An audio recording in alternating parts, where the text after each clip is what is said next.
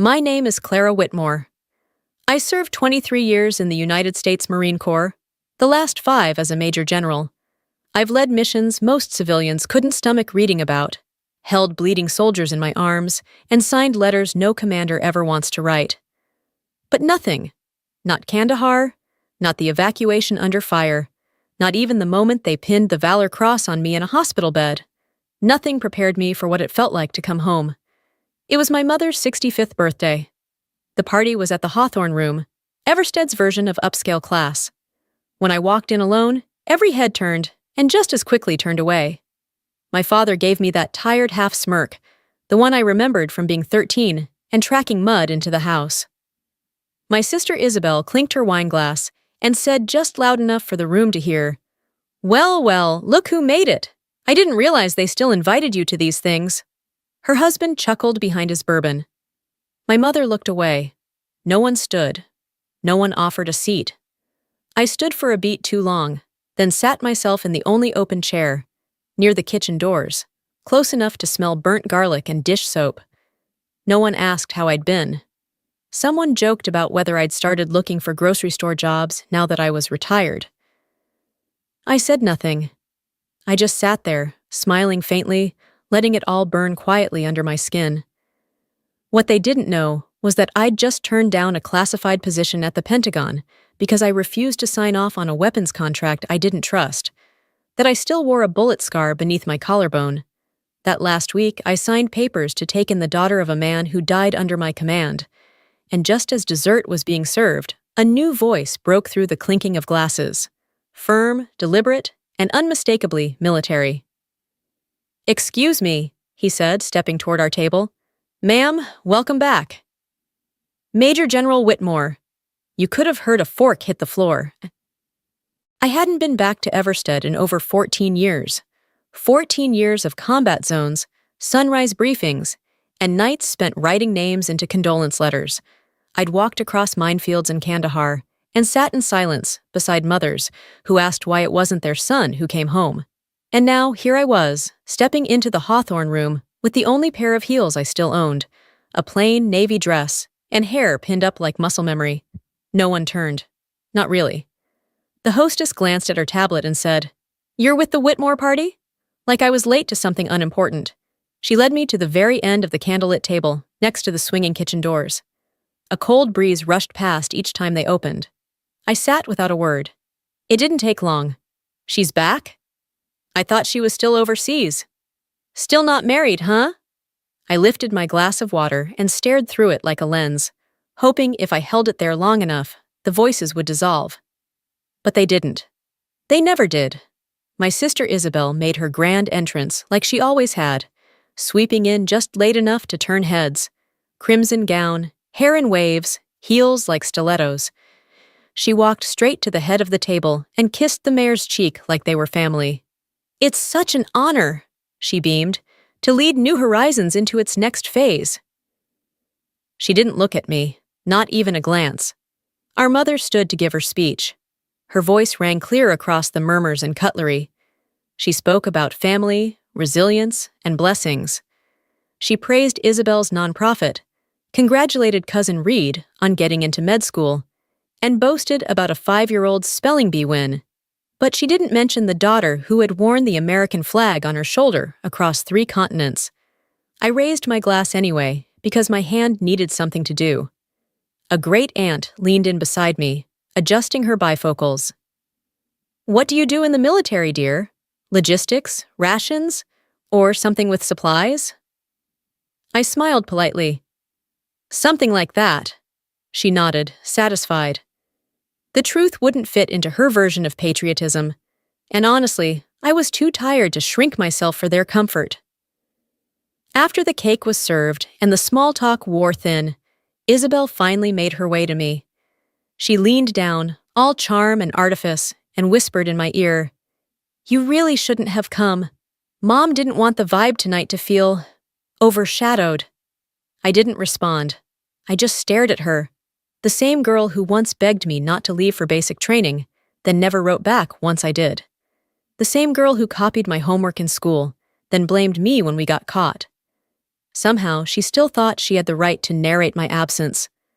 I just kept quiet, because I knew the story she was telling now was about to fall apart. They didn't know it yet, but something was coming, something real. The next morning, the motel room smelled like bleach and air conditioning and nothing else. No one had offered me a place to stay, not out of politeness, not even out of image. The only message on my phone came from my father. "Thanks for coming. Your mother's tired, not up for visitors." I left the phone face down on the nightstand and walked out into Everstead's two familiar streets. I didn't have a plan, just a need to breathe in air that wasn't perfumed by the past. But this town had a way of steering you toward things you didn't ask for. 2 blocks later, I found myself standing in front of New Horizons, Isabelle's boutique nonprofit/brand. The display window was covered with a life-sized promotional banner. And there she was, standing proud in a tailored navy uniform dress with brass buttons and heels, a bronze star medal pinned neatly to her chest. Except it wasn't just any medal. It was the old bronze star design, the one that had been recalled over a decade ago because of an engraving flaw. It was never meant to be distributed. The only way someone would have one was if it had been discarded or stolen. And there she was, wearing it like it was a part of her outfit. Beneath the photo, the caption read, "From family legacy to civic duty." That's when I remembered her words from the night before, said half laughing to a guest over champagne. "My sister tried the military thing, but it wasn't for her. I learned from her mistakes." I stood there, my mouth dry, stomach cold. I didn't go inside. I just turned away and walked down the block toward the place I used to know as home. My father's bookstore still had the same dusty smell, the same brass bell that jingled when the door opened. On his desk was a framed certificate, my name on it, under a fake rank, next to a photo cropped just right to cut off every ribbon. I picked it up. He walked in from the back room, stopped when he saw it, said nothing. "Why?" I asked. He sighed. "Your mother didn't want people to think of you as someone who's killed people. Isabelle fits better. She's public-friendly." I didn't say a word. I just folded the certificate once and slipped it into my coat pocket. I didn't plan to attend Isabelle's fundraising gala, but after the bronze star in the window and the forged certificate on my father's desk, something inside me itched, not with anger but with clarity. I needed to see what story she was telling next. The Everstead Country Club ballroom was dressed to impress. Crystal chandeliers, polished floors, jazz quartet in the corner, and a curated guest list full of smiles too white to be real. I checked the seating chart and, as expected, found myself at table 12, conveniently placed between the restroom doors and a service cart station. The woman across from me scrolled through her phone the entire time. The man beside me was already on his second bourbon, humming off-key with the band. I didn't mind. They left me alone. Halfway through the night, a man in a navy suit stepped on stage. Tall, silver-haired, and self-assured. Elliot Crane, Isabelle's largest backer. The kind of man who smiled with his chin. "Tonight," he began, "we celebrate resilience and vision. Isabelle Whitmore represents a future unburdened by the darker chapters of the past. Even with a family name once marked by military scandal, she has risen above." His words hit like shrapnel. Scandal? I had never been investigated. But I remembered the rumors, old whispers from Kandahar. I was medevaced mid-mission after catching shrapnel during a rescue op. Some thought I'd abandoned post. I'd filed my report. It had been cleared. I thought that was the end of it. Apparently, it wasn't. I slipped away from the table, heels silent against the marble hallway. I just needed a second of air, a second without spin. But then I heard voices behind the catering door. Muffled. 2 women, one of them Isabelle. She never defends herself. That's the best part. Crane says if we ever need to lock things down, that old letter she wrote should be enough. The one about her squad mate? It shows she covered for someone. It's all we need. The blood drained from my face. There was only one letter she could mean. The one I wrote in a hospital bed. The one that protected Captain Miles Bennett. I had buried that letter like I buried the guilt. Now, I knew who was holding it. Back at the motel, I sat in the dark with nothing but the hum of the air conditioner and the weight in my chest. That letter. I hadn't thought about it in years. I wrote it when I was still on morphine, with gauze pressed against my ribs and blood on my boots. It wasn't a confession.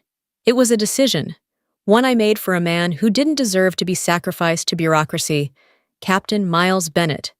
He'd made a call that day in Kandahar, a split-second choice, diverted the evac route to save a group of civilians, breaking protocol in the process. It worked. It saved lives.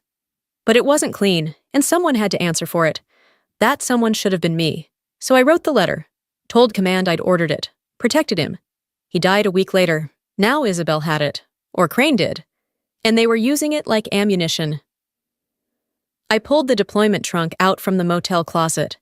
It was dented, dusty, and still smelled faintly of sand and diesel. I opened it with fingers that shook harder than I wanted to admit. Buried beneath rolled-up fatigues and an old field manual was a weathered folder. Inside, the original letter, my draft, my handwriting, and beneath that, something wrapped in cloth. The silver falcon. It was a small insignia pin, no bigger than a thumbprint. Miles had given it to me the night before that mission. "You're the one who'll do the right thing, even if it burns," he'd said. I turned it over, fingers tracing the smooth metal. Then I felt it, a faint seam. Heart pounding, I took my knife and gently pried the back open. Inside was a micro SD card. I stared at it for a long moment, then slid it into the reader on my laptop. It took a few seconds to load. Then a folder popped up. Kfield_confidential. 3 audio files. I hit play. A voice low and steady. "Manifest says medical supplies. You and I both know that crate holds ordnance. We move it before the UN sweep. No questions." Then another voice, familiar, urgent. "Miles. You can't run weapons through a shelter zone. There are families in there, kids." And in that moment, I knew. Miles didn't just die in a war. He died standing in someone's way. The National Veterans Conference in Chicago was a mix of medals, memory, and media tension. Flags lined the entrance. Protesters shouted across the barricades. Some signs read, "Let the truth speak." Others accused people like me of betrayal. I walked through it all with my head high and my hands steady. Colonel Ray Sanderson met me backstage. He didn't waste time. "You pull back now, Whitmore," he said quietly, "and they'll write the story without you." I nodded. No podium could shake me more than the battlefield ever did. The auditorium lights dimmed. I stepped onto the stage in a simple black suit. No ribbons, no decorations. Just my name and the truth I carried. "I used to think honor was something someone else gave you," I began. "But war teaches you otherwise. Honor is what you protect when no one else will." I tapped a button. The screen behind me lit up. First, Kandahar. Images of smoke, rubble, civilians being pulled from collapsed walls. Then came the audio. Miles's voice played over still images of the camp. "You can't run weapons through a shelter zone. There are families in there, kids." And finally, the third file. "If I don't make it," Miles said, his voice unsteady but firm, "tell Whitmore, she'll know what to do." I stood still. Let the silence breathe. Then a figure stepped forward from the side of the stage. Military dress uniform, full honors, a legal officer. "This recording has been verified," he announced. "General Clara Whitmore is not under investigation. She is a federally protected witness." A beat of stunned silence. Then one hand clapped, then another, and suddenly the entire room was on its feet. A reporter near the front called out, "General Whitmore, what do you say to those who accuse you of surviving while others didn't?" I looked straight into the crowd.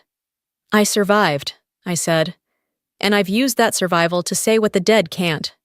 As I stepped down, I saw in the last row my mother, standing, tears streaming down her face, my father next to her, hand over his heart. But I didn't stop, didn't wait for their redemption, because this wasn't about being welcomed back. This was about never letting them bury the truth again. 2 days later, Elliot Crane's name exploded across every major news outlet. Veterans scandal uncovered. Illegal arms deal tied to nonprofit donor. Headlines ran faster than his lawyers could spin. By morning, footage of his arrest, gray suit, handcuffed outside his Westbridge estate, circulated like wildfire. The Department of Justice called me just after noon. "You're now classified as a federal whistleblower," the agent said. "Statute 11B protection. You'll be monitored for retaliation. You did the right thing, General." It should have felt like victory. Instead, it tasted like something heavier. Justice comes late and never clean. When I returned to Everstead, the sky was overcast, thick with the kind of gray that made everything look older. My parents had invited me over. First time in years they'd asked anything of me. The house was the same carpet stains, same two soft couch cushions. But the silence was different. My mother spoke first. She didn't try to hug me, just folded her hands in her lap and looked at the floor. "I was afraid," she said. "Afraid of how far you'd gone. Afraid you wouldn't come back. So I started grieving before you even left." Her voice cracked mid-sentence, but she didn't stop. "I thought, if we pretended you were something simpler, something softer, we wouldn't have to explain the hard parts. We wouldn't have to admit we were never brave enough to follow you."